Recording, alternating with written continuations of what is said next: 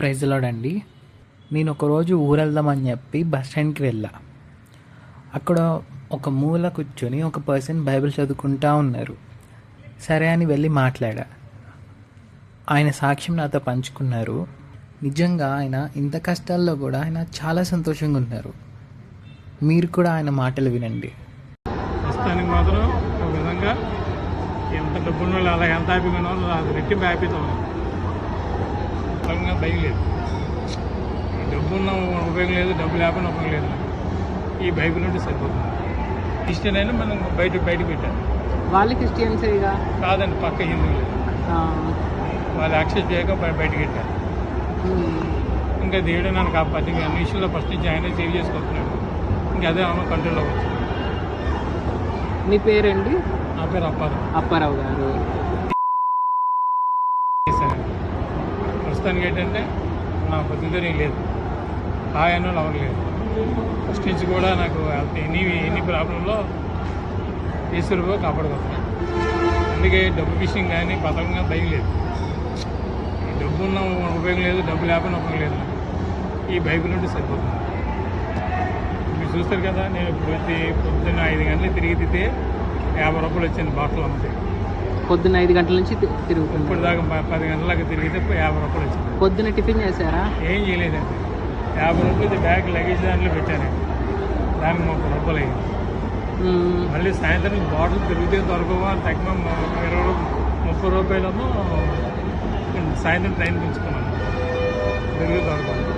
అలా ఒంటరి జీవితం చేసుకోగా నాకు మీకు వెళ్ళిపోతున్నాను. ఎన్ని రిస్క్లు అయినా ప్రాబ్లం దేవుడే సాల్వ్ చేసుకుంటాను. మరి భోజనం ఎట్లా? మీరు ఉంటే తినడం లేకపోలేదు. అట్లానే ఉంటారు. ఉంటే ఇక్కడ తిన్నాను, ఫ్రీగా పెడతారు. రాయమండ్రిలో ఫ్రీగా పెడతారు. ఆల్రెడీ దగ్గర తింటున్నాను. లేకపోతే లేవు కదా, మరీ లేనప్పుడు ఇంకేం చేయాలి. ప్రస్తుతానికి మాత్రం ఒక విధంగా ఎంత డబ్బున్న వాళ్ళు అలా ఎంత హ్యాపీగా ఉన్న వాళ్ళు అది రెట్టింపు హ్యాపీతో ఉన్నారు. అందుకే నాకు ఏ టెన్షన్ లేదు. ఒకటి ఏంటంటే జీవనోపాధి లేక ఇబ్బంది పెడుతున్నాను. ఒక బండి కొనుక్కోవడం 5,000 ఉంటే చాలు అనమాట. ఇంకా నేను ఎక్కడికి వెళ్ళవసరం లేదు. నాలాంటి వాళ్ళకి ఇంకా ఇంప్రెషన్ చెప్పడానికి రెడీగా సిద్ధపడతాను. అంటే ఏ బండి తీసుకుందామని అట్లా మీరు 5,000 అంటే ఏమొస్తుంది? తొట్టిబండి ఉంటుంది అండి, 5,000 అంటే అది అనుకోండి. ఇంకా పడుకోవడానికంటే తినడానికి రోడ్డు పడుకోవడానికి ప్రాబ్లం ఉండదు. ఏదో చిన్న పని చేసుకుంటే గడుపు వెళ్ళిపోవచ్చు. అది ఆలోచనలో తిరుగుతుంది అనమాట. ఎందుకంటే షెల్టర్ ఇవ్వడానికి ఎవరు లేదు. వాళ్ళు బయట పోవాలంటే వీళ్ళు బదులుకోవాలి. అది వీళ్ళు కొట్టినప్పుడు డబ్బులు భరించాలి. వీళ్ళ నైట్ 12 గంటల నుంచి కొడతానే ఉంటారు పోలీసులు. రైల్వే స్టేషన్లో కొడతారు, పోలీస్ స్టేషన్లో కొడతారు. ఎక్కడ పోతుంది? అందుకే నేను ఏం చేస్తానంటే ఒక రోజు ఇక్కడ, ఒక రోజు అక్కడ అలా గడుపు. ఇక్కడ అక్కడ అంటే అండి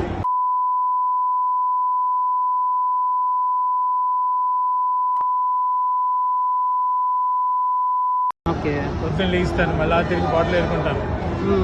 మళ్ళీ సాయంత్రం దాకా తిరిగి అక్కడ మధ్యాహ్నం ఫోన్ చేసి మళ్ళీ ఎలాగో వీళ్ళు మళ్ళీ గాలి చేసుకొని బైబిల్ చదువుకొని మళ్ళీ సాయంత్రం 5 మళ్ళీ ఇక్కడికి వస్తాను. మధ్యాహ్నం ఇక్కడ మళ్ళీ 11:30 ఇక్కడికి వస్తాను. 11 పనికి అక్కడ నుంచి పడుకుంటాను. అటు ఇటు పడుకోగానే తెల్లారిపోతాను. మీరు అలాగే 3 గంటలు లేపేస్తాను. పొద్దున్నే లేపేస్తాను. పడుకునేవారండి, అసలు లేపేస్తాను. పడుకునేవారు కానీ ఇంకా పడుకునేవారు నిద్ర రాదు. మళ్ళీ అలాగా అలా తిరిగి ఇలా గడిపి ఇంకా ఖాళీ టైంలో ఇలా కూర్చొని చదువుకుంటారా బైబిల్? వాళ్ళని కల్పించుకుంటున్నాను. నాకు డబ్బులు అవసరం. మళ్ళీ తిరిగితే వస్తాయి. నాకు తిరిగితే డబ్బులు వస్తాయి. వాడి వచ్చే 50 రూపాయల కన్నా ఇది 1 కోటి రూపాయలు దానికన్నా. అవును. దానికన్నా అక్కడ 50 రూపాయలు తీసుకుంటే ఇక్కడ 1 కోటి రూపాయలు మిస్ అయిపోతుంది. అది మీ ఈ సంవత్సరం వాగ్దానం అది మీది? అబ్బాయి కాదండి, వేరే చర్చలు ఉంటే మామూలుగా పెట్టుకున్నాను. వాగ్దానం ఎలాంటి యాక్సెప్ట్ చేయను. అలాగనమాట. ఈయన ఇప్పుడే నేను అంతకి చదివాను అనమాట. ఎబ్రీ పత్రికలోని 7వ అధ్యాయం చదివాను. దీనికి డిఫరెన్స్ చూపించి దానికి ఆలోచించాను. దీనేమో ప్రకృతి నుంచి పౌలు గారేమో ప్రకృతిని చెప్పాడు. ప్రకృతి ఇంప్రెషన్ చూపించి మనల్ని దీన్ని ఫాలో అవ్వమని చెప్తున్నాడు. చెప్పి దాని ఆన్సర్ ఏమి ఇచ్చాడంటే, దేవుడు నమ్మకస్తుడు, మీరు నమ్మి మోసపోక జాగ్రత్తగా అలర్ట్గా ఉండని ఆన్సర్ ఇచ్చాడు. ఇది హెబ్రీ పత్రిక 7వ అధ్యాయం చదువుతున్నారు. 6వ అధ్యాయం చదువుతున్నారు. ఇలాగనమాట. అదే ఇది నాకు ఇప్పుడు అరగంట పెట్టింది 2 ఆలోచించుకోవడం. అందుకే చదువుకోలేదు కదండి, అది ప్రాబ్లం. మ్మ్. అలాగే అలా చదువుకొస్తాను. ఇప్పుడు కొంచెం ఎండ తగ్గేదాకా చదువుతాను. ఆ తర్వాత ఇంకా మళ్ళీ ట్రైన్లో చదువుతాను. మళ్ళీ ట్రైన్లో కూడా ఎక్కి ట్రైన్లో చదువుతారు. కంపల్సరీ ఇంకా 3 hours దాంట్లో అబ్బో. చల్ల గాలి వస్తుంది. నిద్ర వచ్చేదో చదవచ్చు. ప్రస్తుతం ఇప్పుడు దేవుడి మీద ఆధారపడి కంప్లీట్ ఇంకా మంచి స్థాయిలో కంప్లీట్ దేవుడి మీద ఆధారపడాలి. ఎందుకంటే తిండికి కానీ బట్టకి కానీ దేనికి లోటు. అదే అండి. ఒకటి కొంచెం జీవనోపాధికి బాత్రూమ్లకి బట్టల వాటికి డబ్బులు లేక కొంచెం ఇబ్బంది పడుతుంది తప్ప షెల్టర్ లేక అంతకంటే ప్రాబ్లం వేస్తే మీకు పెన్షన్ మరి అవేవి రావా? ఏమి లేవండి. ఆ. నేను చెప్తున్నాను, మీ బంధువులందరూ హ్యాండ్ ఇచ్చారు. మ్మ్. ఏంటి అన్నీ రాయించలేదు, చదువుకోలేదు. ఏవడిగినా ఒంటరి నాటేవాడు. ఒంటరి యాక్సెప్ట్ చేయలేదు గవర్నమెంట్. ఏ ఫెసిలిటీ గవర్నమెంట్ ఒంటరికి ఫెసిలిటీ ఇవ్వట్లేదు. లేదు.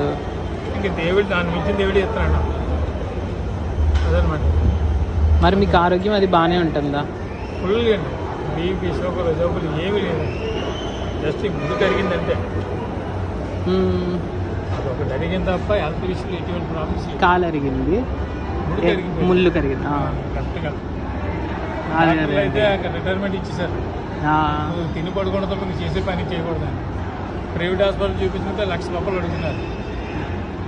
ట్రీట్మెంట్. నా దగ్గర టీ దాని కూడా ₹10 లేదు. నేను ఏం చేస్తాను? ఆ. ఇప్పుడు నేను నిన్న రాత్రి ఫోన్ చేశాను. పొద్దున్న మీరు అడిగి టిఫిన్ అయితే టీ కూడా తాగాను. డైరెక్ట్గా భోజనం డబ్బులు వచ్చిన టీ తాగి మ్మ్. స్నానం చేసి భోజనం చేసి వచ్చాను అనమాట. వచ్చి కాసేపు బైబిల్ చదివి ఎండ తగ్గిన తర్వాత తొలికి వెళ్తాం, లేకపోతే ట్రైన్ మీద వెళ్ళిపోవడమే అలా ఫిక్స్డ్ అయ్యాను.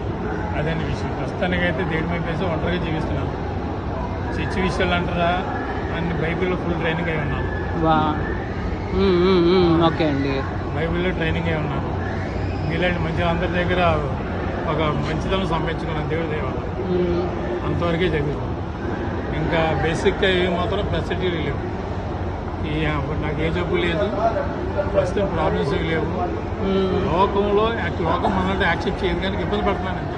అదే క్రిస్టియన్ యాక్సెప్ట్ చేయరు కానీ చేయరు. బయట కూడా ఎక్కడ బాగా అసలు.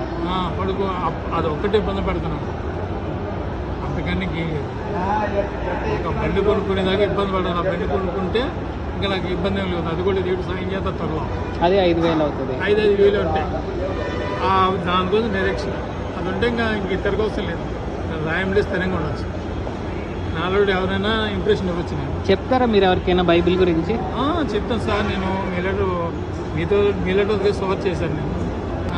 కానీ దేవుడు హృదయం చూశాడు కానీ వెల్కమ్ యూ అని ఆయన పిలిచాడు. మ్మ్. కానీ ఆయనకి సపోర్ట్ ఉందో వల్ల ఆయన సహకారంలోనే నేను హ్యాపీగా గుర్తు చదువుకున్నాను.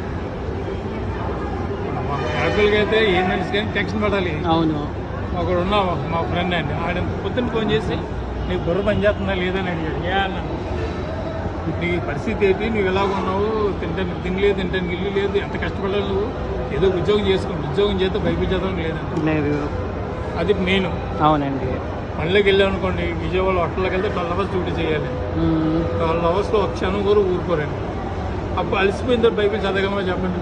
దేవుడితో ఉండడానికి లేదు టైం మీకు అప్పుడు ఎట్లా అయితే? అది మెయిన్ విషయం. నేను పని చేయకపోవడం కారణం మెయిన్ ఇది. అదే అండి. రెండోది దాని తోడు ఈ మురికి సపోర్ట్ చేసింది నాకు. కాలు బాగాలేదు. ఎక్కువసేపు పని చేయలేదు, ఎగ్జామ్ నిల్చోలేదు. రేపు పనివాడు ఎవరు ఒప్పుకోరు. అది కాక నాకు పెయింటింగ్ వర్క్ వచ్చు. ఆ పెయింటింగ్ వర్కులు లేవు, తగ్గిపోయి. అదే అండి. ఒక్కరేనంతే. అదే అండి. ఇది ప్రాబ్లం. అన్న విషయం మనం చదువుకున్నామంటే లేదు. కొన్ని ఎక్కడైనా ఏ సంస్థకి వెళ్ళామన్నా సెక్యూరిటీ ఇస్తానన్నా, ఇంకా రూమ్ లేక ఇబ్బంది పడతాం. ఏమంటే సెక్యూరిటీ రెడీగా ఇస్తానన్నా, ఇంకా డబ్బులు కట్టాలి. ఇల్లు లేదు, డబ్బులు కట్టమని ఇల్లు ఇస్తే ఇల్లు ఉంటే ఇస్తానన్నాడు. ఇస్తానన్నాడు. నాకు ఇల్లు ఉండాలి కదా పడుకోవడానికి. అవును, చూపించాలిగా. ఈ ప్రాబ్లం ఇది ఒంటరికి ఇన్ని బేస్ అయ్యి అలాగే దేవుడి మీద రిలాక్స్ అవుతుంది. ఇది ఉన్న ఫ్యాక్ట్. అదే సరే. అందులో కలుపుతం లేదు, ఏమీ లేదు. నేను ఫాలో అయినా ఇది